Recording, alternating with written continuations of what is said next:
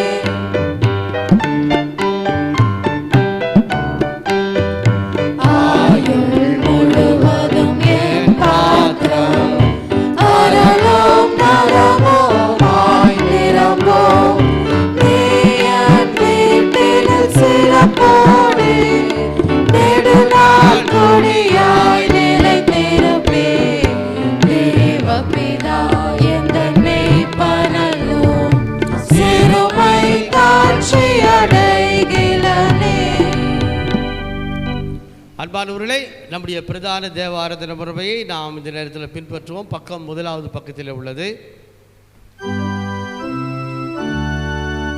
நமது ஆரம்பம் பிதா குமாரன் பரிசுத்த ஆவியின் நாமத்தில் உள்ளது.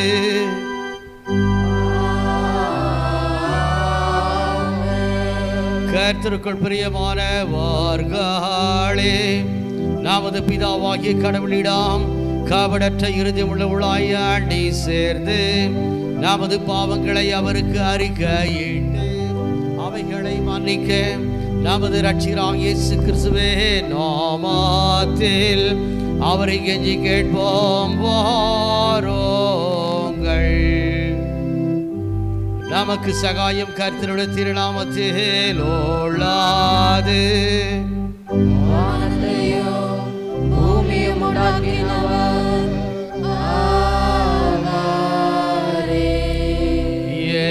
மீறுதலை கர்த்தருக்கு அறிக்கையிடுவேன் என்றே.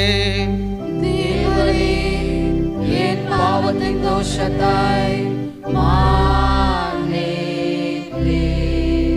சர்வ வல்லவரான கடவுளே, எங்கள் சிருஷ்டிகரும் மீட்பருமானவரே, ஏழை பாவிகளாகிய நாங்கள் சுபாவத்தின்படி பாவம் உள்ளவர்களும் தீட்டுள்ளவருமாயிருக்கிறோம் என்றோம்.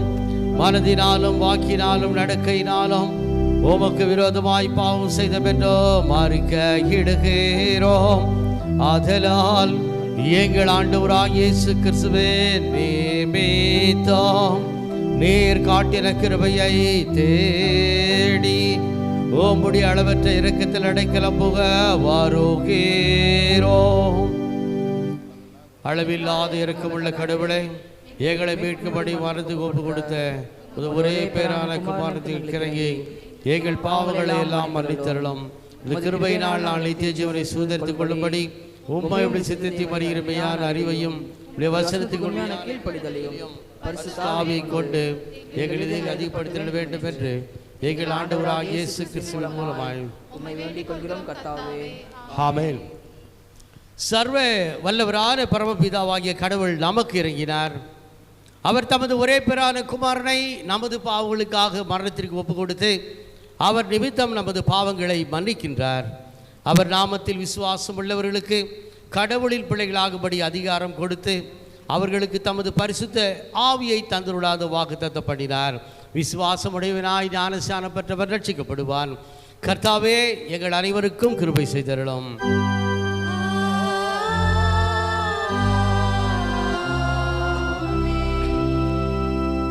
அன்பானவர்களே, இந்த ஞாயிற்றுக்கிழமை திருத்துவ பண்டிகைக்கு பின் வருகிற 7வது ஞாயிற்றுக்கிழமை. It's a 7th Sunday after our Holy Trinity. ஆகவே நமது பாடல் புத்தகத்தில் 101வது பக்கத்தில் உள்ள அந்த ஆரம்ப வாக்கியத்தை நாம் பாடுவோம். சகல ஜனங்களே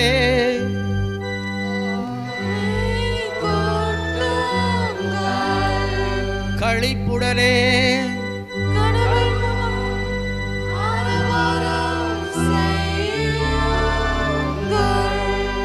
ஜனங்களை நமக்கு கீழ்ப்படுத்தோவா.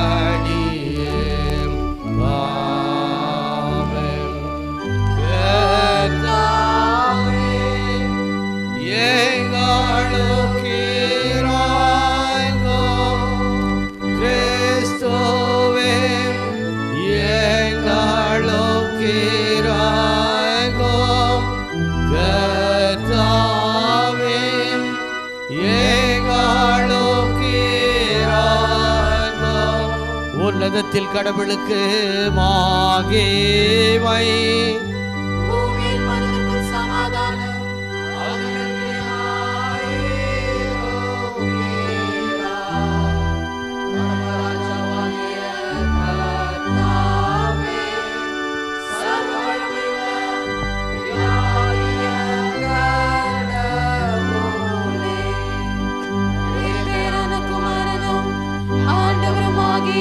Yesu Kristo,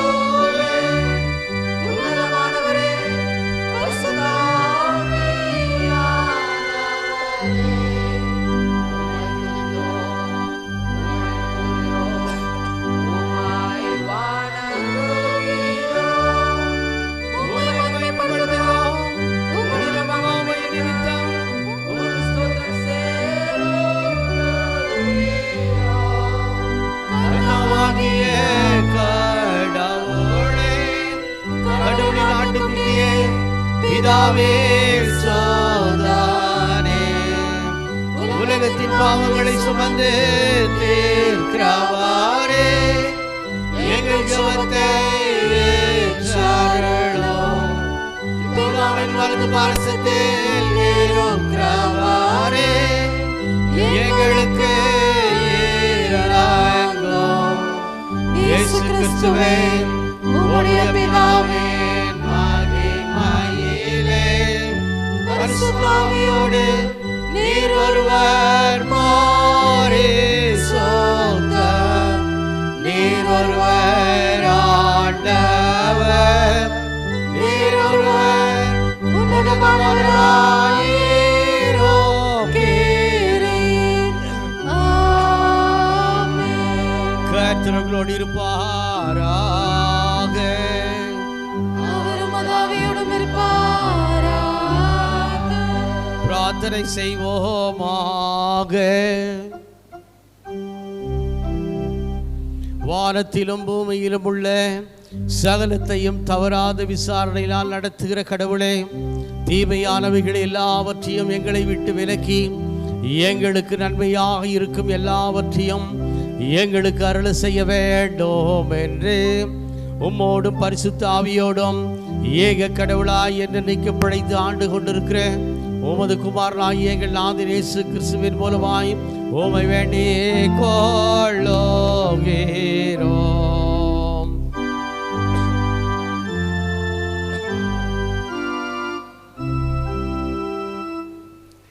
அன்பானவர்களே, திருத்துவ பண்டிகைக்கு பின் வருகிற 7வது ஞாயிற்றுக்கிழமை, The seventh Sunday after Trinity, இந்த நாளிலே நாம் வாசிக்க தெரிந்து கொண்டிருக்கிற பழைய ஏற்பாட்டு பகுதி, அது எரேமியா தீர்க்கதரிசியின் புத்தகம் 23ஆம் அதிகாரம் முதல் 6 வசனங்களை நாம் வாசிக்க கவனமாய் கேட்போம்.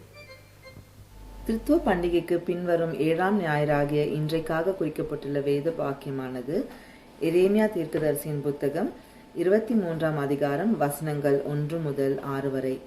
எரேமியா 23 வசனங்கள் 1 முதல் 6 வரை. என் மேய்ச்சலின் ஆடுகளை கெடுத்து சிதறடிக்கிற மேய்ப்பர்களுக்கு ஐயோ என்று கர்த்தர் சொல்கிறார். இஸ்ரவேலின் தேவனாகிய கர்த்தர் தமது ஜனத்தை மேய்க்கிற மேய்ப்பர்களுக்கு விரோதமாக சொல்லுகிறது என்னவென்றால், நீங்கள் என் ஆடுகளை பராமரியாமல் அவைகளை சிதறடித்து அவைகளை துரத்தி விட்டீர்கள். இதோ நான் உங்கள் பேரில் உங்கள் செய்கைகளின் பொல்லாப்புக்கேற்ற தண்டனையை உங்கள் மேல் வருவிப்பேன் என்று கர்த்தர் சொல்லுகிறார். நான் என் ஆடுகளின் மீதியாயிருப்பவைகளை துரத்தி இருந்த எல்லா தேசங்களிலும் இருந்து சேர்த்து அவைகளை திரும்ப அவைகளின் தொழுவங்களுக்கு கொண்டு வருவேன். அப்பொழுது அவைகள் பலுகி பெருகும். அவைகள் மேய்க்கத்தக்கவர்களையும் அவைகள் மேல் ஏற்படுத்துவேன். இனி அவைகள் பயப்படுவதும் இல்லை, கலங்குவதும் இல்லை, காணாமற் போவதும் இல்லை என்று கர்த்தர் சொல்கிறார். இதோ நாட்கள் வரும் என்று கர்த்தர் சொல்கிறார். அப்பொழுது தாவீதுக்கு ஒரு நீதியுள்ள கிளையை எழும்ப பண்ணுவேன்.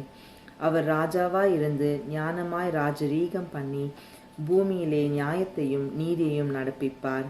அவர் நாட்களில் யூதா ரட்சிக்கப்படும், இஸ்ரவேல் சுகமாய் வாசம் பண்ணும். அவருக்கு இடும் நாமம் நமது நீதியாய் இருக்கிற கர்த்தர் என்பதே. வாசிக்க வேண்டியது வேத பகுதியானது வாசித்து முடிந்தாயிற்று. ஆமேன்.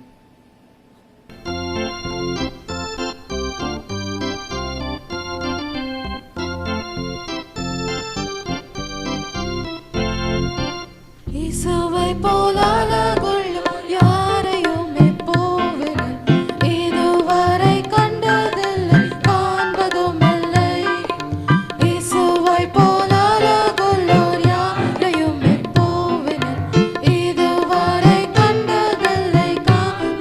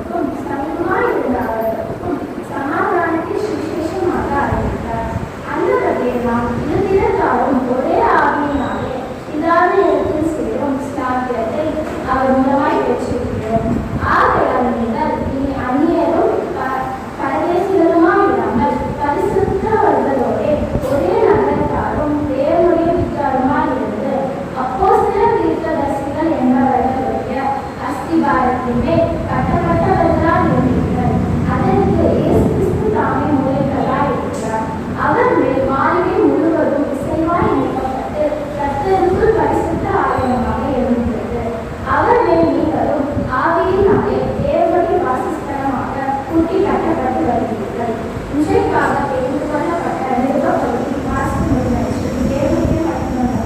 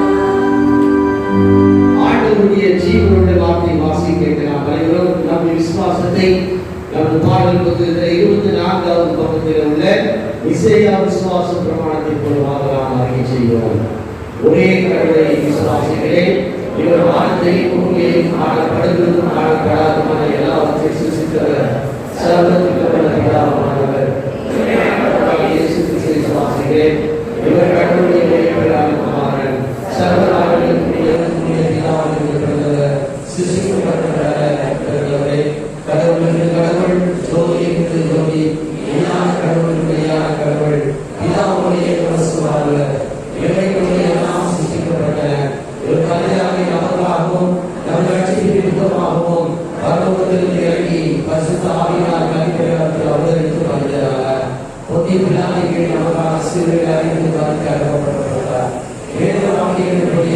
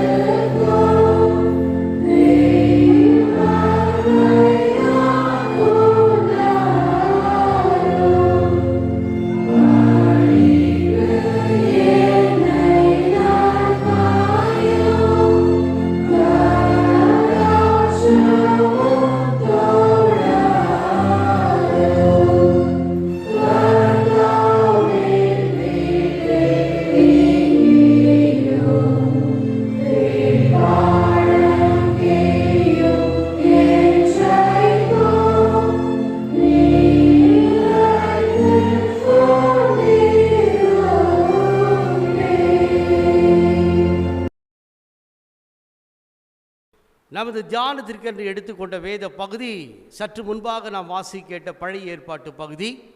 அது எரேமியா தீர்க்கதரிசியுடைய புத்தகம் 23வது அதிகாரம் வசனங்கள் 1 முதல் 6 முடிய. அதை மீண்டுமாக ஒரு முறை நாம் வாசித்து தியானிப்போம். Book of Jeremiah chapter 23 verses 1 to 6. என் மேய்ச்சலின் ஆடுகளை கெடுத்து சிதறடிக்கிற மேய்ப்பர்களுக்கு ஐயோ என்று கர்த்தர் சொல்லுகிறார். இஸ்ரவேலின் தேவனாகிய கர்த்தர் தமது ஜனத்தை மேய்க்கிற மேய்ப்பர்களுக்கு விரோதமாக சொல்லுகிறது என்னவென்றால், நீங்கள் என் ஆடுகளை பராமரியாமல் அவைகளை சிதறடித்து அவைகளை துரத்தி விட்டீர்கள். இதோ நான் உங்கள் பேரில் உங்கள் செய்களின் பொல்லாப்புக்கேற்ற தண்டனையை உங்கள் மேல் வருவிப்பேன் என்று கர்த்தர் சொல்லுகின்றார். நான் என் ஆடுகளில் மீதியாய் இருப்பவர்களை துரத்தியிருந்த எல்லா தேசத்திலும் இருந்து சேர்த்து அவைகளை திரும்ப அவைகளின் தொழுவங்களுக்கு கொண்டு வருவேன். அப்பொழுது அவைகள் பலுகி பெருகும். அவைகளை மேய்க்கத்தக்கவர்களையும் அவைகள் மேல் ஏற்படுத்துவேன். இனி அவைகள் பயப்படுவதும் இல்லை, கலங்குவதும் இல்லை, காணாமல் போவதும் இல்லை என்று கர்த்தர் சொல்லுகின்றார். இதோ நாட்கள் வரும் என்று கர்த்தர் சொல்லுகிறார். அப்பொழுது தாவீதுக்கு ஒரு நீதியுள்ள கிளையை எழுப்ப பண்ணுவேன். அவர் ராஜாவாக இருந்து ஞானமாக ராஜரீகம் பண்ணி பூமியிலே நியாயத்தையும் நீதியையும் நடப்பிப்பார். அவர் நாட்களில் யூதா ரட்சிக்கப்படும், இஸ்ரவேல் சுகமாய் வாழப்படும். அவருக்கு இடும் நாமம் நமது நீதியாக இருக்கிற கர்த்தர் என்பதுவே. ஆமென். ஜெபம் செய்வோம். எங்கள் கண்மலையும் மீட்பெருமாகிய கர்த்தாவே, இதோ இந்த மகிழ்ச்சியான இந்த குளிர்ச்சியான இந்த காலை நேரத்திற்காக நாங்கள் உமக்கு நன்றி செலுத்துகின்றோம்.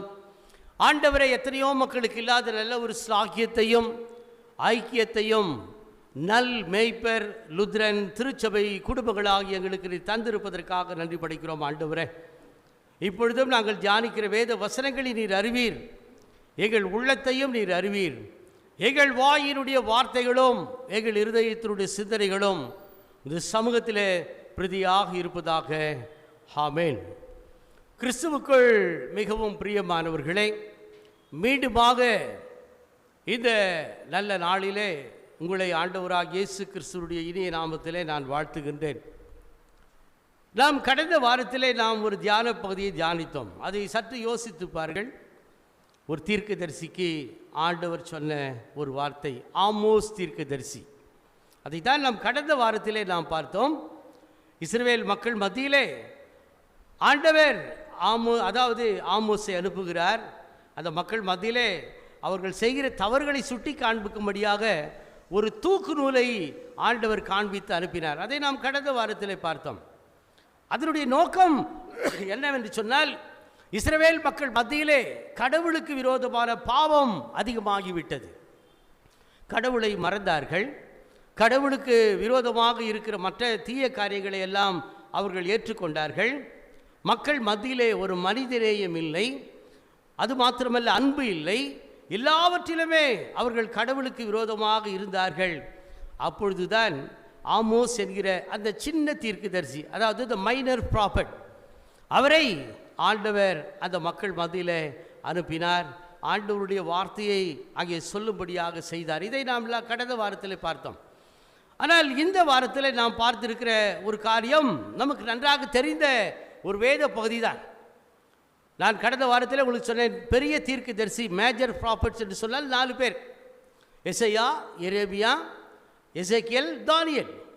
அதே போல் சிறிய தீர்க்கதரிசி என்று சொன்னால் 12 பேர் வேதாமத்தில் இருக்கிற. தானியேலுக்கு பிறகு வருகிறவர்களாம் சின்ன மைனர் ப்ராஃபட்ஸ்.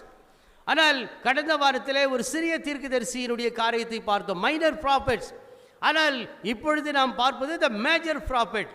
மேஜர் ப்ராஃபட் என்று சொல்லுகிற பொழுது இந்த எரேமியா தீர்க்கதரிசியை போல மிக சிறப்பாக ஆண்டவருடைய ஊழியத்தை செய்தவர்கள் யாருமே இல்லை என்று சொல்லலாம். ஆண்டவர் எரேமியாவை அழைத்த பொழுது அவன் யோசிக்கிறான். அப்போ கடவுள் என்ன சொல்றார் தெரியுங்களா?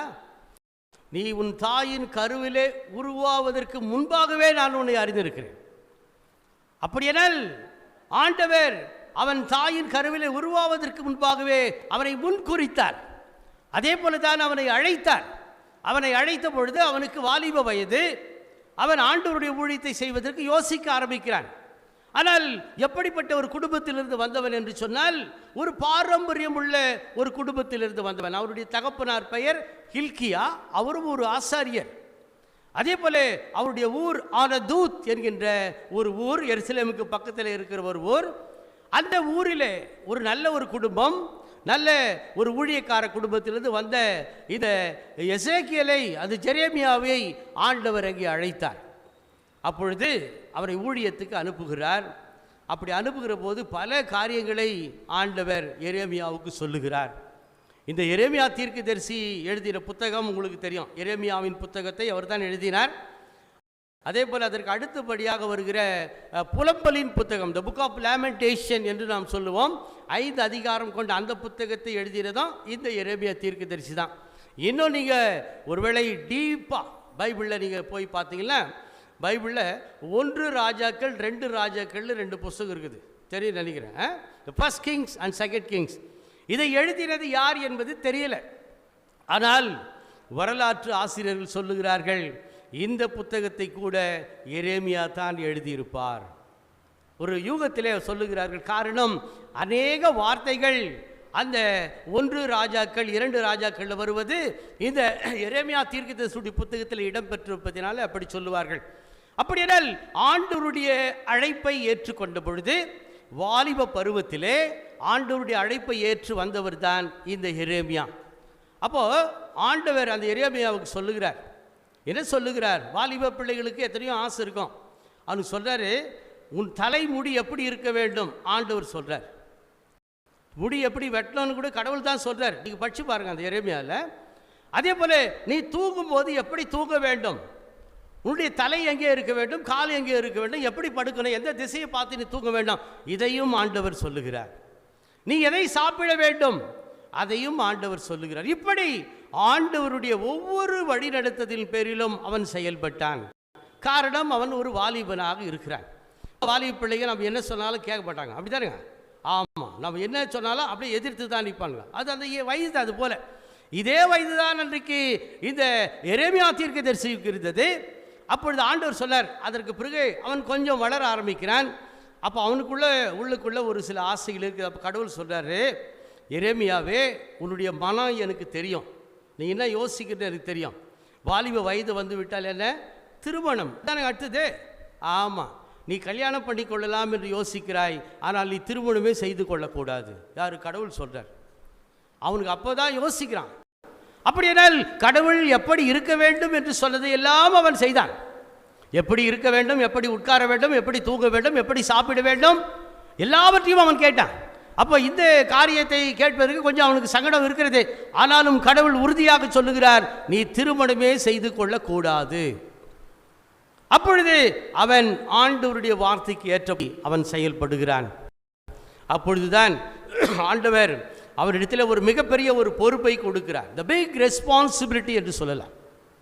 எங்கே?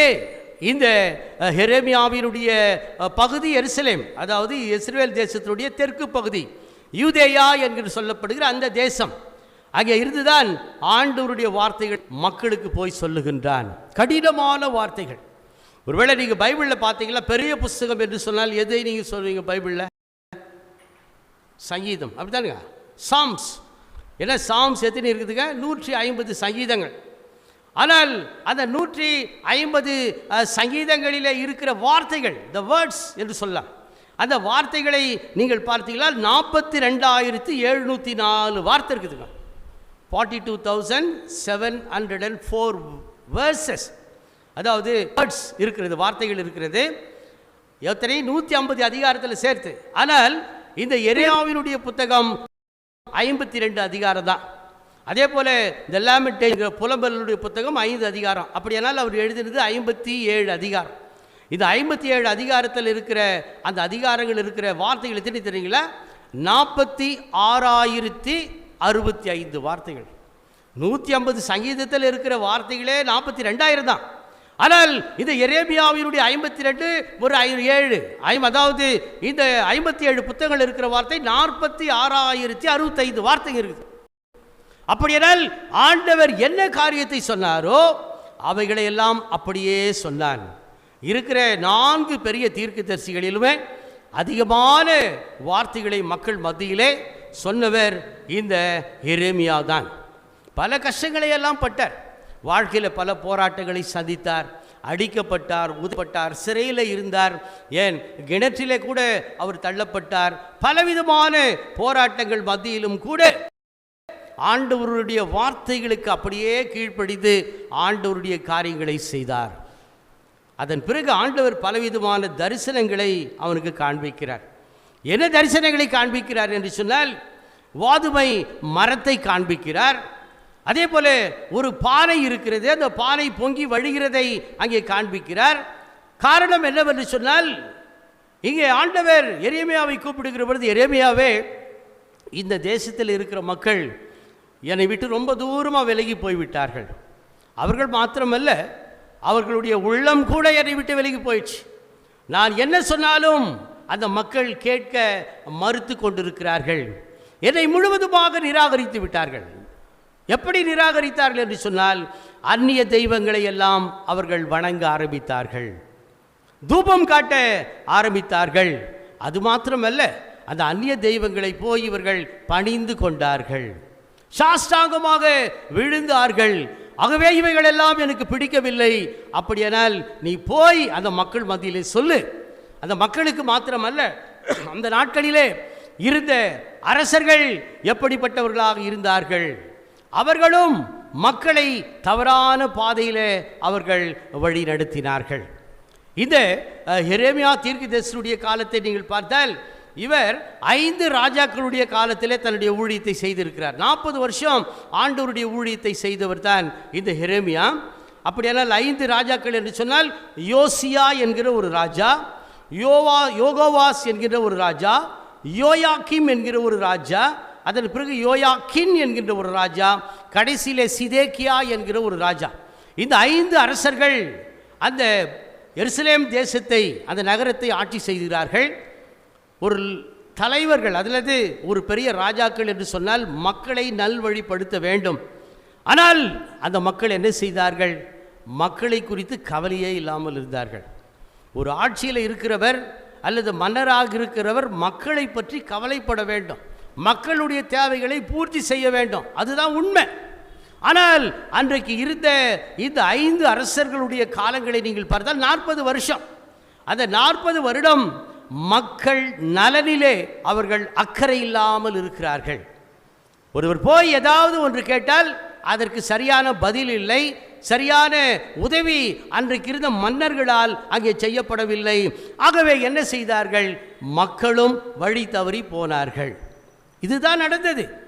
அப்போ இந்த நேரத்திலே தான் ஆண்டவர் இங்கே எரேமியா தீர்க்கதரிசியை அழைத்து, நீ போய் மக்களிடத்திலே நீ சொல்லு.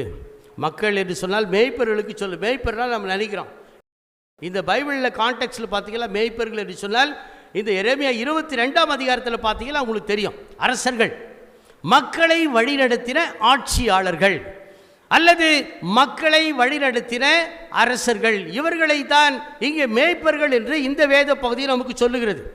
அப்போது ஆண்டவர் எரேமியாவின் மூலமாய் அவரை அந்த மக்கள் மத்தியிலே, அரசர்கள் மத்தியிலே அனுப்புகிறார். அவர் போய் சொல்லுகிறார். என்ன சொல்லுகிறான்? 1வது வசனம் பாருங்க, எரேமியா 23 முதல் வசனம். என் மேய்ச்சலின் ஆடுகளை கெடுத்து சிதறடிக்கிற மேய்ப்பர்களுக்கு ஐயோ என்று கர்த்தர் சொல்லுகிறார். இந்த வசனத்தை கேட்குற போதே ஒரு பயம் வருது, அப்படித்தானுங்க? அதே போல தான் இந்த 1வது வசனம் ஒரு பெரிய பயங்கரமான சூழலிலே ஆரம்பிக்கிறது. ஆனால் இன்றைக்கு நம்முடைய பிரசங்க பகுதி அது 6ஆம் வசனம் வரையும் தான். அதில் அது கர்த்தருடைய நாமம் மகிமையிலே போய் முடிகிறது. ஒரு கடினமான சூழலில் ஆரம்பித்தாலும் கூட ஒரு மகிழ்ச்சியான சூழலை தான் இந்த வேத பகுதி இன்றைக்கு நமக்கு தருகிறது. இங்கே ஆண்டவருடைய வார்த்தை அன்றைக்கு ஆட்சி செய்த அரசர்களாக இருந்த அந்த மக்களுக்கு தான் ஆண்டவர் சொல்லுகிறார், என்னுடைய மக்களை நீங்கள் மேய்க்க தவறிவிட்டீர்கள். அப்போ நீங்கள் என்ன பண்ணீங்க? உங்களையே மேய்த்து கொண்டீர்கள். அப்படியானால் சுயநலம் உங்களுடைய உள்ளத்திலே இருந்தது, ஆட்சியில் இருந்தது. இன்றைக்கு மக்களுக்கு ஏதாவது செய்ய வேண்டும் என்ற எண்ணம் உங்களுக்கு இல்லை என்று சொல்லி ஆண்டவர் இங்கே எரேமியா தீர்க்கதரிசியின் மூலமாக அன்றைக்கு இருந்த மேய்ப்பர்கள் என்று சொல்லப்படுகிற அந்த ஆட்சியாளர்களுக்கு ஒரு பெரிய எச்சரிக்கையை தருகிறார். அன்பானவர்களே, தலைமைத்துவத்தில் இருக்க வேண்டியவர்கள் அந்த தலைமைத்துவத்தை சரியாக பயன்படுத்த வேண்டும். அது மக்கள் நலனுக்கு தான் பயன்படுத்த வேண்டுமே தவிர சுயநலத்துக்காக பயன்படுத்தக்கூடாது என்பதையே இந்த முதல் வசனத்தில் கடவுள் அன்றைக்கு எரேமியா தீர்க்கதரிசியின் மூலமாக அந்த மக்களுக்கு சொல்லுகிறார். நான் முதலாக ஆர்டினேஷன் ஆன பிறகு என்னுடைய அப்பாயின்மெண்ட் வந்து மும்பை சிட்டி, அதாவது பெரிய பாம்பேனா உங்களுக்கு தெரியும் இல்லையா, அங்கே நான் ரொம்ப நாட்கள் வேலை செய்தேன். அப்பொழுது ஒரு முறை ஒரு கூட்டத்திற்கு நாங்கள் ஒரு மீட்டிங் போயிருந்தோம், நானும் இன்னொரு மலையாள போதகரும். அப்பொழுது அந்த மீட்டிங் போன இடம் ஒரு பெரிய ஸ்டார் ஹோட்டல். அந்த இடத்துல ஒரு பெரிய நபர் வரப்போகிறார் என்று சொன்னார்கள். சரி, அவரையும் நம்ம பார்த்துட்டு போகலாம். அந்த மீட்டிங்கில் யார் என்று சொன்னால் டாடா கம்பெனிஸினுடைய சேர்மன் ரத்தன்லால் டாட்டா. கேள்விப்பட்டு போய் நினைக்கிறேன். ரத்தன்லால் டாட்டா அப்படின்னா உங்களுக்கு தெரியும். அவர் அங்கே 2004ஆம் ஆண்டு வந்தார். அப்போ நான் கேட்டேன், எதற்காக வருகிறார்? வயசானவர், அவர் தான் டாடா கம்பெனின்னு மொத்தத்துக்குமே அவர் பெரிய டைரக்டர், பாஸ் என்று சொல்லலாம். அப்போது மக்கள் எளிமையாக பயன்படுத்த எல்லா மக்களும் கார் வாங்க வேண்டும் என்று சொல்லி டாடா கம்பெனியில் ஒரு கார் ஒன்று கண்டுபிடித்தாங்க. அப்படி தானே, நானோ கார்னு பேர் அதுக்கு. முதல் 2004ஆம் ஆண்டு அது மும்பையில் அதை அவர்கள் வெளியிட்டார்கள். அப்பொழுது அந்த கூட்டத்திற்கு நாங்கள் வேறொரு கூட்டத்திற்கு போய் அந்த கூட்டத்துக்கு போனோம். அப்போ ரத்தன்லால் டாட்டா அவர்கள் பேசுகிறார். அப்போ ஒரு பத்திரிகையாளர் அவர் இடத்துல கேட்டான், ஐயா, இந்த காரை இன்றைக்கு நீங்கள் இன்ட்ரோடியூஸ் பண்ணுறீங்க, காலையில் டெல்லியில் இன்ட்ரோடியூஸ் பண்ணியிருக்கிறீங்க, மத்தியானம் கல்கத்தாவில் போய் இன்ட்ரோடியூஸ் பண்ணியிருக்கிறீங்க, இப்போ சாயங்காலம் எங்கே வந்திருக்கிறீங்க? மும்பை, பாம்பே வந்திருக்கிறீங்க. எங்களுக்கு ரொம்ப சந்தோஷம். அப்படியானால் இந்த வயதான காலத்தில் இப்படிப்பட்ட காரியங்களை செய்ய எப்படி உங்களால் முடிந்தது என்று கேட்டார். அப்போது ரத்தன்லால் டாட்டா அழகான ஒரு விஷயத்தை சொன்னார், ரொம்ப அற்புதமான விஷயம். நான் டாடா கன்சல்டன்சி, அந்த டிசிஎஸ் கம்பெனியுடைய சேர்மன், அதில் எந்த மாற்று கருத்தும் இல்லை. அவர் சொல்லுகிறார், the leadership is not a position, it's a purely action. தலைமைத்துவம் என்பது ஒரு பொசிஷன் இல்லை, நான் தலைவர் அல்லது நான் பிஷப்பு, நான் பிரசிடென்ட்டு அல்லது என்பது அல்ல. It's not a position, it's a purely action. அது செயல்படுவதாக இருக்க வேண்டும். இதைத்தான் அன்றைக்கு அவர் சொன்னார். யாரு? 80 வயது நிறைந்த அந்த ரத்தன்லால் டாட்டா அவர்கள் சொன்னார். அன்பார்களை யோசித்து பாருங்கள், தலைமைத்துவத்தில் இருந்த ஆட்சியாளர்கள், அந்த இஸ்ரவேல் தேசத்தில் இருந்த அரசர்கள் எல்லாம் என்ன செய்தார்கள்? தம்முடைய மக்களை தவறான பாதைக்கு வழிநடத்தினார்கள். அவருடைய குறைகளை கேட்க மறந்தார்கள். அதனால் எருசலேமிலே இருந்த மக்கள் என்ன செய்தார்கள் என்று சொன்னால், கொஞ்சம் பேர் எகிப்து தேசத்துக்கு போயிட்டான். ஆனால் இந்த கானான் தேசத்தை ஆண்டவர் கொடுத்த பொழுது அந்த மக்கள் எகிப்து அடிமைத்தனத்திலிருந்து கடவுள் கொண்டு வந்துதான், இது என்னுடைய தேசம், நான் உங்களுக்கு தருகிறேன் என்று சொன்னார். ஆனால் அந்த தேசத்தை விட்டு இந்த ஆட்சியாளரிடத்தில் நம்ம இருப்பதை காட்டிலும் வேறு எங்கனா போய்விடலாம் என்று சொல்லி எகிப்து தேசத்துக்கு கூட அநேக மக்கள் போகிறார்கள். இதெல்லாம் கடவுள் பார்த்து கொண்டு தான் இருக்கிறார். அதனால்தான் அன்றைக்கு இருந்த அந்த கொடுமைகளை பார்த்து இந்த எரேமியா தீர்க்கதரிசியை அந்த மக்கள் மத்தியிலே ஆண்டவர் அனுப்புகிறார்.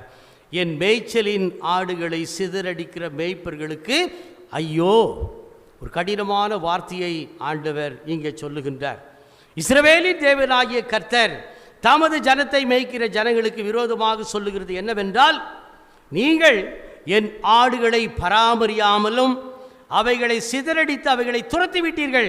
இதோ நான் உங்கள் பேரில், உங்கள் செய்களின் பேரில் பொல்லாப்புக்கேற்ற தண்டனையை உங்கள் மேல் வருவிப்பேன் என்று கர்த்தர் சொல்லுகின்றார். எவ்வளவு ஒரு கடினமான வார்த்தையை ஆண்டவர் எரேமியாவின் மூலமாக அன்றைக்கு இருந்த ஆட்சியாளர்களுக்கு சொல்லுகின்றார். அவர்கள் தவறு செய்தார்கள், தவறை உணர வேண்டும், தவறிலிருந்து திருந்த வேண்டும் என்று அங்கே சொல்லுகிறார். ஆனால் அவர்கள் திருந்தினார்களா என்று சொன்னால் திருந்தவே இல்லை. ஆகவேதான் இந்த இஸ்ரவேல் மக்களை அண்டை நாடாகி இருக்கிற பாபிலோன் தேசத்து அரசன் நேபுகாத்நேச்சார் என்பவரிடத்தில் ஒப்பு கொடுத்தார். அவன் வந்து இவர்களை சிறைபிடித்து கொண்டு போய் 70 ஆண்டுகள் அவர்கள் சிறைகளிலே இருந்தார்கள். இது இஸ்ரவேல் மக்களுடைய 2வது சிறையிருப்பு. முதல் சிறையிருப்பு எங்கன்னு உங்களுக்கு தெரியும், எகிப்து தேசத்தில் இருந்தார்கள். எத்தனை வருஷம் இருந்தாங்க? 430 வருஷங்கள் இருந்தார்கள். எங்க? எகிப்திலே அடிமைகளாக இருந்தார்கள். அவர்கள் படுகிற வேதனைகளை எல்லாம் பார்த்துதான் கடவுள் அன்றைக்கு மோசே என்கின்ற அந்த மனிதனை அனுப்பி அவன் மூலமாக ஒரு விடுதலை கொடுத்தார். இது 2வது சிறை, அதாவது இவர்கள் அடிமைகளாக போகிறார்கள். பக்கத்து எகிப்துக்கு அல்ல, இது இன்றைக்கு இருக்கிற பாபிலோன், பாக்தாத் என்கிற அந்த நாட்டுக்கு ஒரு அரசர் இவர்களை சிறைபிடித்து கொண்டு போகிறான். அந்த சிறை எத்தனை ஆண்டு தெரியுமா? 70 ஆண்டுகள். ஆனால் இஸ்ரவேல் மக்கள் சொல்லுகிறார்கள், எங்கள் முற்பிதாக்கள் 430 ஆண்டுகள் சிறையில் இருந்தாங்க, அப்போ கூட இவ்வளோ கஷ்டத்தை நாங்கள் பார்த்ததில்லை. ஆனால் 70 ஆண்டுகள் எங்களுக்கு மிகப்பெரிய கடினமாக இருக்கிறது என்று சொல்லி தங்களுடைய எல்லா விதமான இல்லல்களை குறித்து மக்களை பேசுகிறார்கள். இப்படி ஆட்சியாளர்கள் மக்களை சரியாக வழிநடத்த தவறிவிட்டார்கள். விக்கிரக ஆராதனை பெறுகிறது, கொடூர சிந்தனை பெறுகிறது, அருவருப்பான களியாட்டங்கள் மக்கள் மத்தியிலே இருந்தது. மக்களுக்கு சமாதானம் இல்லை, மக்கள் மத்தியிலே எந்த விதமான காரியம் இல்லை. மக்கள் பொருளாதாரத்திலே எல்லாற்றையும் ஆட்சியாளர்களே அவர்கள் சம்பாதித்து கொண்டால் மக்களுக்கு ஒன்றுமே இல்லை. பொருளாதாரத்திலும் கூட அவர்கள் பின்தங்கினார்கள். மனித நேயம் இல்லை, நீதி இல்லை, ஆட்சியாளர்கள் சுயநலத்தோடு செயல்பட்டார்கள். இப்படிப்பட்ட நேரத்திலே தான் அவர் கோபமாக எச்சரிக்கின்றார். அப்படியானால் கடூரமான அல்லது கொடுமையான ஒரு மோசமான ஒரு மேய்ப்பர்களுக்கு ஆண்டவர் தருகிற ஒரு எச்சரிக்கை இதுதான். ஒரு சின்ன ஒரு காரியத்தை உங்களுக்கு சொல்லுகிறேன். நல்ல மேய்ப்பர் என்று சொன்னால் உங்களுக்கு எந்த பைபிள் வசனம் ஞாபகம் வரும்? சாம். ஆமாம், இன்றைக்கு அதான் நமக்கு சாம், சங்கீதம் 23. இந்த சங்கீதம் 23 என்ன சொல்லுவார்கள்? It's a king of psalms. 150 அதிகாரங்கள் உள்ள அந்த சங்கீதங்களிலே கிங் ஆஃப் சாம் என்று சொன்னால் மிகப்பெரிய ஒரு அற்புதமான சங்கீதம் இதுதான். ஒருவேளை இந்த சங்கீதத்தை தெரியாதவங்க கிறிஸ்தவர்களாக இருக்கிறதுக்கு வாய்ப்பே இல்லை, எல்லாருக்குமே தெரியும் சாம் 23. ஒருவேளை நம்முடைய சபையில் கூட அந்த பேர் தான் நீங்கள் 100 ஆண்டுகளுக்கு முன்பாக வைத்திருக்கிறீர்கள், நல் மேய்ப்பர். அப்படி தானுங்க, குட் ஷெப்பர்ட் லூதரன் சர்ச். அப்படியானால் நல்ல மேய்ப்பன் என்று சொன்னால் சங்கீதம் 23. அதே போல் கெட்ட மேய்ப்பன் சொன்னால் எரேமியா 23. இது ஞாபகம் வச்சுக்க நீங்கள். இந்த ஜெரேமியா தான் இன்னைக்கு பிரசங்க பகுதி. நல்ல மேய்ப்பன் யார், எப்படிப்பட்டவர் என்பதை தான் தாவீது அழகாக சொல்லுகிறார். அவர்தான் எனக்கு மேய்ப்பர், அவர் என்னை புல்லுள்ள இடங்களிலே கொண்டு போகிறார், அமர்ந்த தண்ணீர் அட்டைகளே எனக்கு நடத்துகிறார், எனக்கு பாதுகாக்கிறார், எல்லாவற்றையும் எனக்கு தருகிறார். அவர்தான் நல்ல மேய்ப்பன், எனக்கு கடவுளாக இருக்கிறார் என்று சொல்லி தாவீது ராஜா கடவுளை குறித்து பாடுகின்ற அந்த சங்கீதம் 23 ஒரு நல்ல மேய்ப்பன் கடவுள் என்பதை சொல்லுகிறார். அதே போல நல்ல மேய்ப்பனாக இருக்க வேண்டிய தலைவர்கள் அன்றைக்கு எப்படி இருந்தார்கள் என்று சொன்னால் மந்தையை சிதறடிக்கிற மக்களாக இருந்தார்கள். அதாவது தவறான மேய்ப்பர்கள் அல்லது பேட் ஷெப்பர்ட்ஸ் என்று சொல்லலாம். அப்படிப்பட்ட ஒரு மோசமான ஒரு மேய்ப்பர்களாக அன்றைக்கு இருந்தார்கள். ஆகவேதான் ஆண்டவர் அவர்களை எச்சரிக்கிறார். அதன் பிறகு அவர்களுக்கு சொல்லுகின்ற வார்த்தை நீங்கள் பாருங்கள். எரேமியா தீர்க்கதரிசி அங்கே போய் சொல்லுகிறார், நீங்கள் அதாவது இருக்கிறவைகளை துரத்தின தேசங்களுக்கு ஓடி போன என்னுடைய ஆடுகள் என்று சொன்னால் மக்கள், அந்த மக்களை எல்லாம் நான் என்ன செய்வேன், திரும்பவும் அதனுடைய தொழுவத்திற்கு நான் கொண்டு வருவேன், அப்பொழுது அவைகள் பலுகி பெருகும் என்பதையும், அதே நேரத்தில் அதற்கு ஏற்ற மேய்ப்பர்களை நான் ஏற்படுத்துவேன். அதன் பிறகு அந்த மக்கள், அதாவது ஆடுகளாகிய என்னுடைய மக்கள் இனி பயப்படவும் மாட்டார்கள், அவர்கள் எந்த விதத்திலும் காணாமலும் போக மாட்டார்கள், எங்களோடு கூட அவர்கள் இருப்பார்கள் என்கின்ற ஒரு உறுதியான காரியத்தையும் இங்கே தீர்க்கதரிசியின் மூலமாய் ஆண்டவர் அந்த அரசர்களுக்கு தெரிவிக்கின்றார். அன்பானவர்களே, இந்த நாளிலே அதை தொடர்ந்து 5ஆம் 6ஆம் வசனம், அப்படியானால் அந்த மேய்ப்பன் யார் என்பதையும் அவர் சொல்லுகிறார். தாவீதுடைய வம்சத்தில் நீதி உள்ள ஒரு கிளையை நான் எழும்ப பண்ணுவேன். அப்படின்னா உங்களுக்கு தெரிஞ்சு நீதி உள்ள தாவீதுடைய வம்சத்தில் யார்? அவர்தான் ஆண்டவராகிய இயேசு கிறிஸ்து. அப்படியானால் 700 ஆண்டுகளுக்கு முன்பாகவே, ஆண்டவராகிய இயேசு கிறிஸ்து பிறப்பதற்கு 700 ஆண்டுகளுக்கு முன்பாக எழுதப்பட்ட இந்த புத்தகம், இந்த எரேமியா தீர்க்கதரிசியுடைய புத்தகம். ஆனால் அப்பொழுதே அந்த எரேமியா தீர்க்கதரிசியின் மூலமாக கடவுள் அந்த மக்களுக்கு ஒரு மகிழ்ச்சியான செய்தி தருகிறார். என்னவென்றால், ஒரு மேய்ப்பன் வரப்போகிறார். அந்த மேய்ப்பன் எப்படிப்பட்டவர் என்று சொன்னால் தாவீதுடைய வம்சத்திலிருந்து வருவார். அவர் நீதி உள்ளவராக இருப்பார், அவர் ராஜாவாக இருப்பார், ஞானமாக உங்களை ஆட்சி செய்வார்.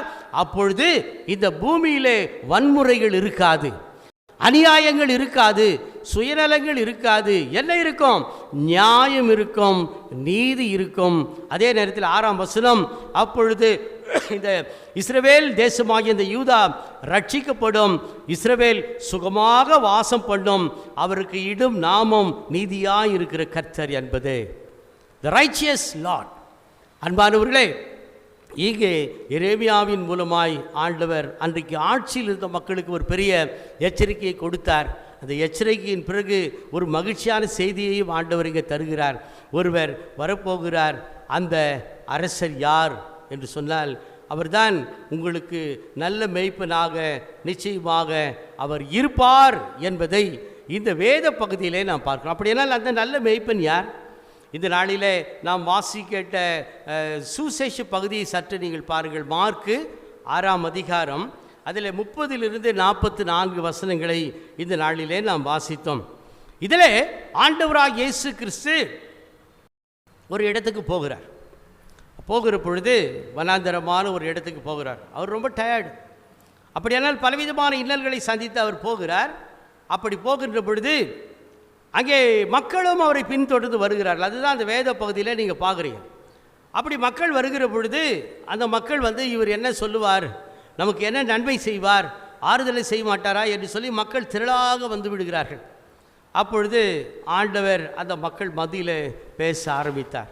அந்த மக்களெல்லாம் இவரை தேடி வருகிறார்கள். அப்படி வருகிற பொழுது ஆண்டவராக இயேசு கிறிஸ்து சொல்லுகிறார். மார்க் 6:34 பார்த்தீங்கன்னா, அந்த ஜனங்களை கண்டு என்ன பண்ணாராம்? மனதுருகினார். எப்படி? இவர்கள் மேய்ப்பன் இல்லாத ஆடுகளைப் போல இருக்கிறார்களே என்று அவர்கள் மேல் மனதுருகி அவர்களுக்கு உபதேசிக்கும்படியாக தொடங்கினார். இதுதான் பைபிள் சொல்லுது. அப்படியானால் மக்கள் மேலே ஒரு மனதுருக்கம் கொண்ட ஒரு நல்ல மேய்ப்பன் அல்லது நல்ல தலைவன் அல்லது நம்மை வழிநடத்துகின்ற அந்த தாவீதின் வம்சத்திலே வந்த அந்த மேசியா, அந்த அரசர் யார் என்று சொன்னால் அவர் ஆண்டவராகிய இயேசு கிறிஸ்து தான் என்பதிலே எந்த விதமான சந்தேகமும் இந்த நாளிலே நமக்கு இல்லை. அதை பாருங்கள். அதை தொடர்ந்து அந்த வேத பகுதியை நீங்கள் பார்க்கின்ற பொழுது ஆண்டவர் அந்த மக்களுக்கு அநேக காரியங்களை போதிக்கிறார். இவரே ரொம்ப களைப்பாக இருப்பதினால்தான் தனியாக வந்தார். ஆனால் மக்களை பார்த்த பொழுது அந்த களைப்பெல்லாம் போயிடுச்சு. அந்த மக்கள் மேல் மனதுருகினார். அதன் பிறகு அவர்களை அதிகமாக நேசித்தபடியினால் அவர்களோடு கூட அநேக காரியங்களை குறித்து ஆண்டவர் பேசுகிறார். அல்லது பைபிளில் என்ன சொன்னால் உபதேசிக்க தொடங்கினார். உபதேசம் பண்ணுறார். ஜனங்க கேட்டுக்கொண்டே இருக்கிறார்கள். நேரம் போனதே தெரியல. அப்போது தான் ஒரு பிரச்சனை அங்கே வருகிறது. ஐயா, நேரம் ஆகிவிட்டது, இவர்களை அனுப்பிவிடும். எங்கே அனுப்பிவிடும்? வீட்டுக்கு போயிட்டு அனுப்புவோம். ஏன்? டைம் ஆயிடுச்சு, அவங்க இன்னும் சாப்பிடல. அப்படியானால் அவர்களுக்கு அப்படின்னா நீங்கள் சாப்பாடு கொடுங்க. ஆண்டவர் அதை தான் சொல்லுகிறார் சீஷர்களுக்கு. அப்போ அவங்க இவ்வளோ பேருக்கு நாங்கள் சாப்பாடு கொடுக்கலாம், எவ்வளோ பணம் நாங்கள் செலவு பண்ணிட்டோம், எங்கிட்ட பணமும் இல்லை. அதே போல் இந்த இடத்துல போய் என்னால் வாங்கி கூட வர முடியாது என்று சொல்லுகிறார்கள். அப்பொழுது ஆண்டவராக இயேசு கிறிஸ்து, சரி உங்களிடத்தில் என்ன இருக்கிறது என்று கேட்குறார். அதான் பைபிள் வசனம் சொல்லுது. எங்களிடத்தில் அங்கே 2 மீனும் 5 அப்பமும் இருக்கிறது என்று சொல்லுகிறார்கள். ஒருவேளை மற்ற சுசேஷத்தில் நீங்கள் பார்த்தால் அந்த 2 மீன் 5 அப்பத்தை ஒரு சிறுவன் வைத்திருந்தான் என்று பார்க்கிறோம். ஆனால் இந்த மார்க்கு சுசேஷத்தில் எங்களிடத்தில் இருக்கிறது என்று சொல்லி அந்த மக்கள் அங்கே சீஷர்கள் ஆண்டவரிடத்தில் சொல்லுகிறார், அதை கொண்டு வாருங்கள். அப்பொழுது அதை ஆசீர்வதிக்கிறார். அதுக்கு முன்பாக ஆண்டவர் ஒரு காரியத்தை சொல்லுகிறார். என்ன சொல்லுகிறார் நீங்கள் பாருங்கள். மனதுருகுகிற ஆண்டவர் மாத்திரம் அல்ல, நம்முடைய தேவைகளை சந்திக்கிற ஆண்டவர் மாத்திரம் அல்ல, நம்மை போஷிக்கிற ஆண்டவராக இருக்கிறார். அப்படி தானுங்க? அதை தான் நாம் வேதாகமத்தில் பார்க்கிறோம். அப்படியானால் ஆண்டவருடைய வார்த்தைக்கு நாம் செவி கொடுக்கின்ற பொழுது சாப்பாட்டை பற்றி நம்ம கவலைப்பட அவசியமே இல்லை. நிச்சயமாக ஆண்டவர் நம்மை போஷிப்பார். அதை தான் இந்த வேத பகுதியில் பார்க்கிறோம். அப்பொழுது அந்த மக்களுக்கு சாப்பாடு கொடுக்கிறோம். அதை கொண்டு வந்த 2 அந்த மீனையும் 5 அப்பத்தையும் ஆசீர்வதிக்கிறார். அதை பிறகு கொண்டு போய் கொடுங்கள். அது முதல் ஆண்டவர் மார்க்கு சுவிசேஷம் மாத்திரம் சொல்லும், அவர்களை கூட்டு தரையிலே அவர் வைத்தார். அதன் பிறகு என்ன பண்ணாரு? 100 பேராகவும் 50 பேராகவும் அவர்களை என்ன பண்ணார்? உட்கார வைத்தார். அப்படியே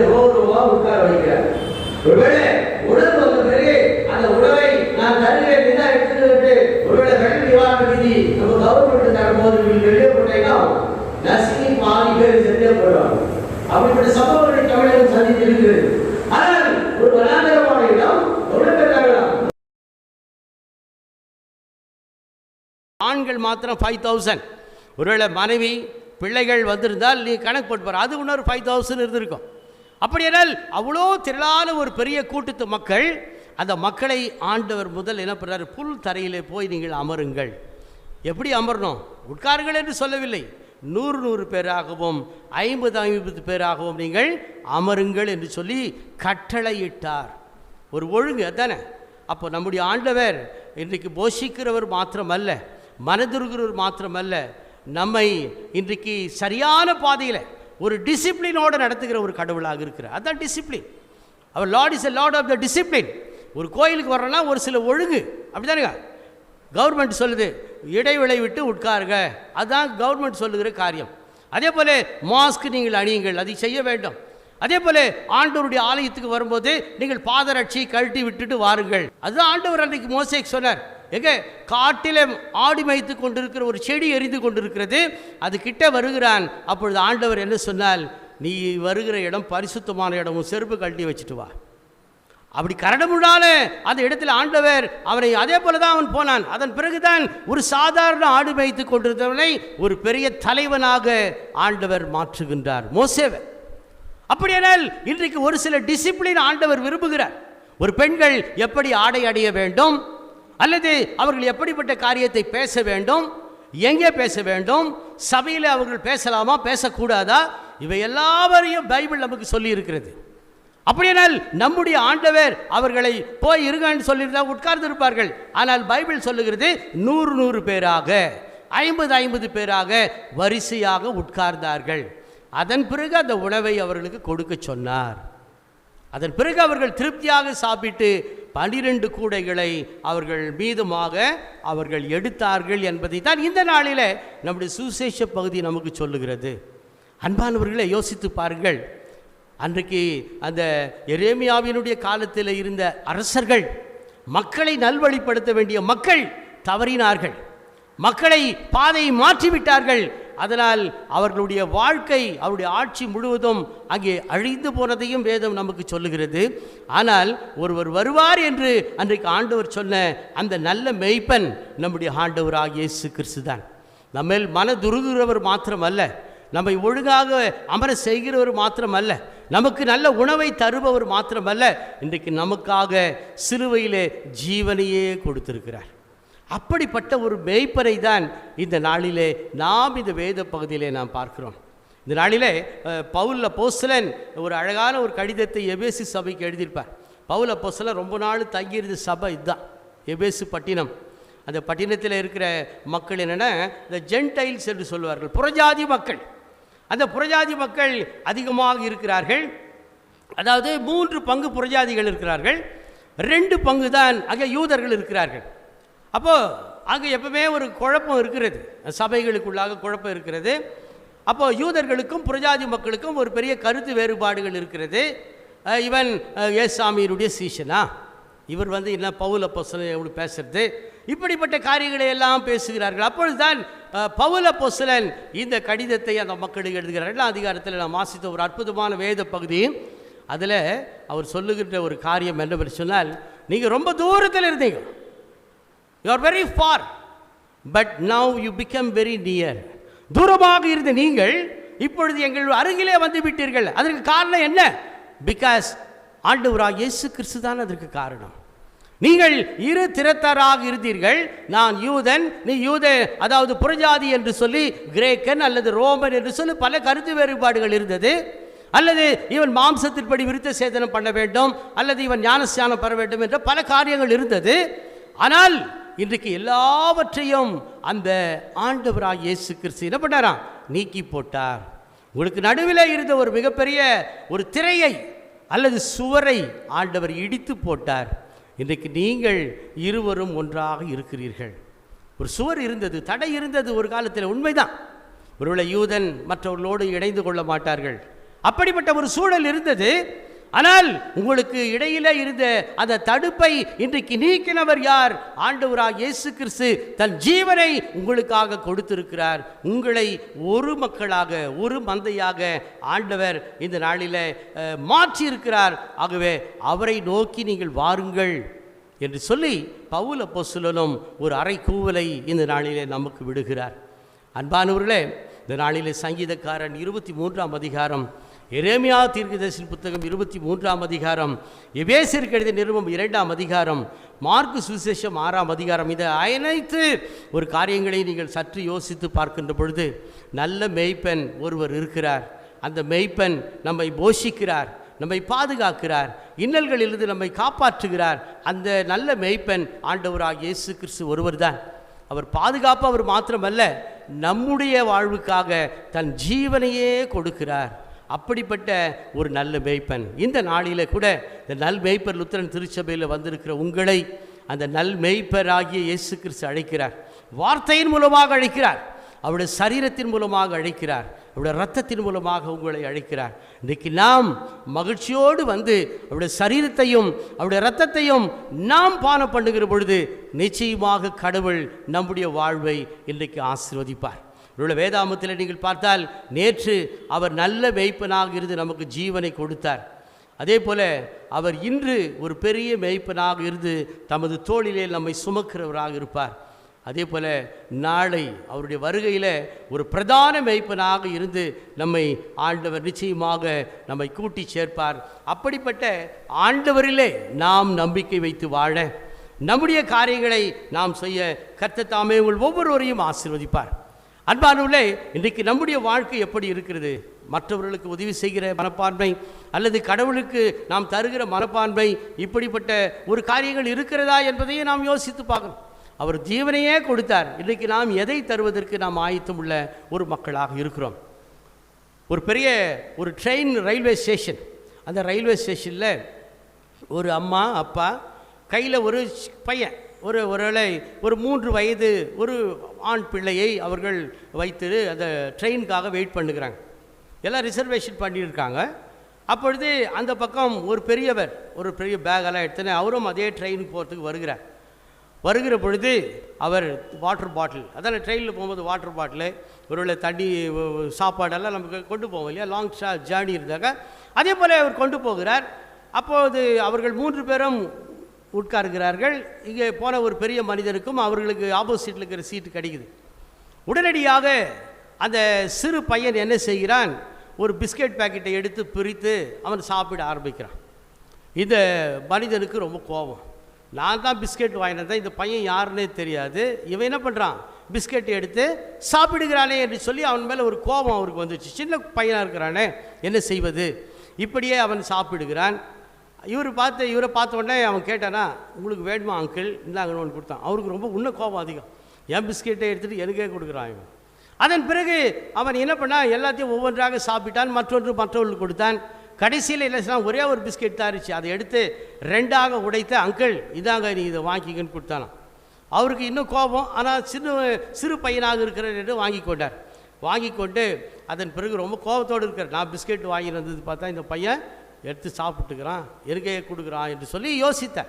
கொஞ்ச நேரம் வந்து டிடிஆர் வந்தார், ட்ரெயின் செக் பண்ணுறதுக்கு. வந்த உடனே டிக்கெட் எடுக்கிறதுக்கு அந்த பையில் கை விட்டார். இவர் வாங்கி வந்த பிஸ்கெட் பாக்கெட்டு அந்த பையிலே இருக்குது. அப்படியானால் அப்போ தான் யோசிக்க ஆரம்பித்தார். அப்படியானால் இந்த பையனுக்கு அதே பிஸ்கெட் பாக்கெட்டை அவருடைய பெற்றோர்கள் வாங்கி கொடுத்துருக்கிறார்கள். அது இவருக்கு தெரியல. இவர் என்ன யோசித்தார், என்னுடைய பையில் இருக்கிற இந்த பிஸ்கெட்டை எடுத்து அந்த பையன் சாப்பிட்டு விட்டான் என்று அவனை தவறாக நினைத்து கொண்டார். அப்பொழுது தான் அந்த பெரிய மனிதன் யோசிக்க ஆரம்பித்தான். அந்த பையன் முதலாக எனக்கு ஒன்று கொடுத்தான், அனைவருக்கும் கொடுத்தான். கடைசியில் ஒரே ஒரு அந்த பிஸ்கெட்டை கூட உடைத்து எனக்கு பாதி கொடுத்தானே. இந்த சின்ன வயதில் எப்படிப்பட்ட ஒரு ஷேரிங் அல்லது மற்றவர்கள் தருகிற ஒரு எண்ணம் அவனுக்குள்ளாக இருக்கிறது என்பதை நினைத்து அவர் தன்னுடைய வாழ்க்கையே வெறுத்து விட்டார். நாம் எவ்வளோ பெரிய தப்பு பண்ணிட்டோம். இன்றைக்கி நம்ம தருவதிலே எப்படிப்பட்ட மக்களாக இருக்கிறோம் என்பதை நாம் யோசித்து பார்க்கணும். அன்றைக்கு கூட நீங்கள் வேதாமத்தில் பாருங்கள், உங்களிடத்தில் இருப்பதை நீங்கள் கொடுங்கள். உடனடியாக கொடுத்தார்கள். குறைவானது தான், ஆனால் நாம் குறைவானதை ஆண்டவருக்கு தருகிற பொழுது அவர் நிறைவானதை நமக்கு மீண்டுமாக தருகிறார். நிறைவான ஆசீர்வாதத்தை ஆண்டவர் இன்றைக்கு தருகிறார் என்பதில் எந்த விதமான சந்தேகம் இல்லை. அன்பானவர்களே, நல்ல மேய்ப்பனாகிய ஆண்டவராக இயேசு கிறிஸ்து இன்றைக்கு நம்மை போஷிக்கிறவராக, நம்மை பாதுகாக்கிறவராக, இன்றைக்கு நம்முடைய தேவைகளை எல்லாம் சந்திக்கிறவராக, நமக்கு ஜீவனை கொடுத்தவராக இன்றைக்கு நம்மை அழைக்கிறார். அவரிடத்திலே வருவோம், நம்மை முழுவதுமாக நாம் ஒப்பு கொடுப்போம். கர்த்தர் நிச்சயமாய் உங்களையும் உங்கள் பிள்ளைகளையும் பிள்ளைகளுடைய பிள்ளைகளையும் கூட ஆசீர்வதிப்பார் என்பதில் எந்த விதமான சந்தேகம் உங்களுக்கு வேண்டாம். அன்பார்களே, அப்படிப்பட்ட மேலான ஆசீர்வாதத்தை நல் மேய்ப்பனாகிய இயேசுவினிடத்தில் பெற்று வாழ கர்த்தர் தாமே உங்கள் ஒவ்வொருவரையும் ஆசீர்வதித்து காப்பாராக.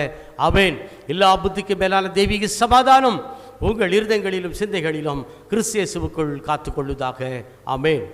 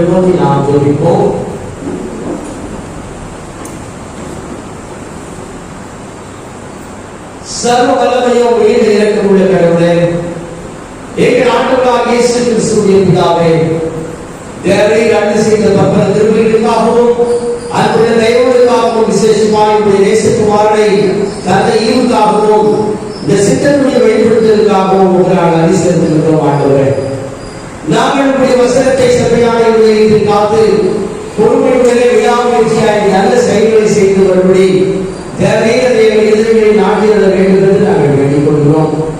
ஆண்டவரே, நாங்கள் உடைய வசனத்தின் மீதான உபதேசத்தில் உறுதியாக நிலைத்திருக்கிறோம். விசுவாசத்தில் எப்பொழுதும் நாங்கள் பலப்படவும், எல்லா மனுஷர் மீதும் நாங்கள் அன்பு செலுத்தவும், ராஜ்யத்தை பரவுவதற்கு நாங்கள் வழி செய்யவும் ஆண்டவரே கீதாவை திரும்ப செய்த வேண்டுமாக நாங்கள் வேண்டுகிறோம். உங்களுடைய அன்புக்காக வேலையாட்களை அனுப்பி ஒவ்வொரு வார்த்தைகளை சில ஜனங்களுக்கு பிரசிக்கப்பட்டு வரும் நற்செய்தியாக உலகம் முழுவதும் பரவும் பேரை அனுப்பினவர்களை காப்பாற்றி அதுவும் ஆண்டவரே விசேஷமாக எங்கள் இந்திய தேசத்திற்காக, எங்கள் குடியரசு தலைவருக்காக, எங்கள் பாரத பிரதமருக்காக வேண்டிக் கொள்கிறோம். எங்கள் தேசத்தை வழிநடத்துகிற அருமையான இந்த தலைமைத்துவத்தை நீர் ஆசீர்வதியும் ஆண்டவரே. எல்லா மாநில மக்களும் எங்கள் இந்திய தேசத்துடைய எல்லை பகுதிகளில் பாதுகாப்பாக இருக்க ஈர்ப்பு செய்திருந்த ஆண்டவரே. இந்த நாளிலே விசேஷமாக எங்கள் தமிழகத்திற்காக வேண்டிக் கொள்கிறோம். எங்கள் தமிழகத்தை ஆளுகிற எங்களுடைய தமிழக முதல்வருக்காக வேண்டுகிறோம். அடியாரை ஆசீர்வதியும், அடியாருக்கு நல்ல சுகத்தை தாரும், பலத்தை தாரும், அவர் சிறப்பான ஆட்சியை தொடர்ந்து செய்ய ஈர்ப்பு செய்திருந்த ஆண்டவரே. இந்த நாளிலும் ஆண்டவரே வேத பகுதியிலே நாங்கள் வாசித்த தியானித்த அதை ஜெயநாத்திய காலத்தை நாங்கள் பார்க்கிறோம். ஆண்டவரே, அங்கிருந்த ஆட்சியாளர்கள் மக்களை தவறான பாதையிலே வழிநடத்தினார்கள். இது எச்சரிக்கை. அதே போல ஆண்டவரே அவர்கள் மத்தியிலே ஒரு அரசராக, அது நல்ல மேய்ப்பனாக இயேசு கிறிஸ்துவின் உலகத்தின் ரதனுக்காய் நாம் நன்றி செலுத்துகிறோம். ஆண்டவரே, இந்த நாளிலும் எங்கள் நல்ல மேய்ப்பர் ருத்ரன் திருச்சபையை இப்படிமாக ஆசீர்வதித்து வருவதற்காக நன்றி ஆண்டவரே. எங்கள் திருச்சபையுடைய அனைத்து குடும்பங்களையும் நீங்கள் ஆசீர்வதியும் ஆண்டவரே. வயதானவர்களுக்காக வேண்டிக் கொள்கிறோம். இப்போது எங்களுக்காக சூழல்களிலே அவர்களுக்கு எந்த வியாதிகளும் எந்த விதமான காரியங்களும் அவர்களை அணுகாமல் ஒரு தேவத்துறை மத்தியிலே அவர்களை பாதுகாத்துக் கொள்ளும் ஆண்டவரே. எங்கள் திருச்சபைக்கு எல்லா குடும்பங்களுக்காக வேண்டிக் கொள்கிறோம். அந்த குடும்பத்தில் இருக்கிற எல்லா பெற்றோர்களுக்காக வேண்டிக் கொள்கிறோம். பெற்றோர்களை ஆசீர்வதியும், அவர்களுக்கு எல்லா நல்ல முயற்சிகளை ஆசீர்வதியும். அதே போல ஆண்டவரே, இந்த நாளில் கூட கொடுத்திருக்கிற ஒவ்வொரு பிள்ளைகளுக்காக நன்றி செலுத்துகிறோம். திருச்சபையில் இருக்கிற வாலிப பிள்ளைகளுக்காக வேண்டிக் கொள்கிறோம். அந்த பிள்ளைகளுக்கு அந்த ஆண்டவரை ஞானத்திற்காகவும் தெளிந்த சிந்தனைக்காகவும் பயந்து அடைகிற ஒரு மக்களாக இருந்து செல்லும். சிறு பிள்ளைகளுக்காக சிறு குழந்தைகளுக்காக வேண்டிக் கொள்கிறோம். ஒவ்வொருவரையும் பேர்களாக ஆசீர்வதியும் ஆண்டவரே. ஒவ்வொரு குடும்பத்தையும் கொடுத்து ஆசீர்வதிக்கட்டும். எங்கள் சபையுடைய நிர்வாகத்தை ஆசீர்வதியும். அடுவே உங்கள் குழுவை ஆசீர்வதியும். அதில் இருக்கிற ஒவ்வொருவரையும் நீ வலிமையாக பயன்படுத்துவதற்காக நடைபெறுகிறோம். ஆண்டவரே தொடர்ந்து அவருடைய குடும்பங்களையும் ஊழியர்களையும் ஆசீர்வதியும். இந்த நாளில் கூட திருச்சபையில் இருக்கிற ஆண்டவரே மாத சங்கத்திற்காக, அதனுடைய ஊழியர்களுக்காக, வாய்ப்பு சங்கத்திற்காக, அதனுடைய ஊழியர்களுக்காக, ஆண்டவரே ஞாயிறு பணிக்காக, அதனுடைய ஊழியர்களுக்காக மற்றும் ஆண்டவரே இந்த நாளிலே பாடல் தொழில் இடம்பெற்றிருக்கிற அருமையான வாய்ப்பு பிள்ளைகளுக்காக வேண்டுகிறோம். பிள்ளைகளையும் குடும்பங்களையும் எதிர்காலத்தை ஆசிர்வதியும். இசைகளை வாசிக்கிற அருமையான அடியார்களுக்காக, வேத பகுதி வாசித்த அருமையான சகோதரிகளுக்காக வேண்டிக் கொள்கிறோம். ஒவ்வொருவரையும் பேர்களாக ஆசிர்வதியும் ஆண்டவரே. இந்த நாளிலும் கூட ஆண்டவரே எங்களுடைய ஐஎன்சிக்காக வேண்டுகிறோம். எங்களுடைய ஐஎன்சியிலே இருக்கிற ஆம்பூர் சபைசங்கத்திற்காக, நாகர்கோவில் சபைசங்கத்திற்காக, திருவனந்தபுரம் சபைசங்கத்திற்காக வேண்டிக் கொள்கிறோம். அனைத்து சபைசங்கங்களையும் அதில் இருக்கிற அனைத்து போதகர்களையும் அனைத்து திருச்சபைகளையும் அனைத்து குடும்பங்களையும் நீர் ஆசீர்வதியும் ஆண்டவரே. இதனாலே மிஷன் பணியாளர்களுக்காக நன்றி செலுத்துகிறோம். அனைத்து மிஷன் பணியாளர்களையும் நீர் ஆசீர்வதியும் ஆண்டவரே. நல்ல மழையை எங்களுக்கு கொடுத்து பூமியை புனித செய்த திருவிழாவுக்காக நன்றி படைக்கிறோம். அதே போல ஏற்ற காலத்திலே நல்ல மழையை கொடுத்து மக்களுக்கு எந்த குறைவும் இல்லாமல் அந்த மக்களை நீர் ஆசீர்வதியும் ஆண்டவரே. தொடர்ந்து ஆண்டவரே கொரோனாவுடைய இந்த தாக்கத்திற்கு எங்களை பாதுகாத்து வருவதற்காக நன்றி படைக்கிறோம். மீண்டும் ஆண்டவரே மூன்றாவது அலை என்று சொல்லி இந்த நாளில் ஒரு பெரிய பயம் எங்களை சூழ்ந்திருக்கிறது சுவாமி. அவைகளிலிருந்தும் ஒரு மக்களை பாதுகாத்துக் கொள்ளும் வழியெடுத்தும் ஏற்படுத்தும். அதற்காக அரசாங்கம் எல்லா நல்ல முயற்சிகளையும் ஆசீர்வதியும் ஆண்டவரே. இந்த நாளிலும் கூட ஆண்டவரே எங்கள் நன்மை திருச்சபையுடைய போதக வட்டத்தில் அமைந்துள்ள ஆண்டவரே மற்ற கிளை சபைகளுக்காக நாங்கள் நன்றி செலுத்துகிறோம். ஆண்டவரே கிளை சபைகளை ஆசீர்வதியும். இந்த நதியை மாவட்டத்தில் இருக்கிற அந்த கிராமத்து மக்களுக்காக, ஊழியர்களுக்காக, இந்த சபை குழுக்களுக்காக வேண்டுகிறோம். அந்த மக்களை ஆசீர்வதியும். அதே போல ஓய்வா சாலையில் அமர்ந்திருக்கின்ற ஆண்டவரை மக்களுடைய அந்த சபைக்காக நன்றி செலுத்துகிறோம். அந்த சபையில் இருக்கிற குடும்பங்களையும் ஆசீர்வதியும். தொடர்ந்து அன்னைக்கு ஒவ்வொருவரும் இருக்கின்ற ஆண்டவரே நீரே பொறுப்பெடுத்துக் கொள்ளும்படி எடுக்கும். இப்ப இயேசு கிறிஸ்துவுக்குள் வேண்டுகிறோம் பரலோகபிதாவே. ஆமென். Amen.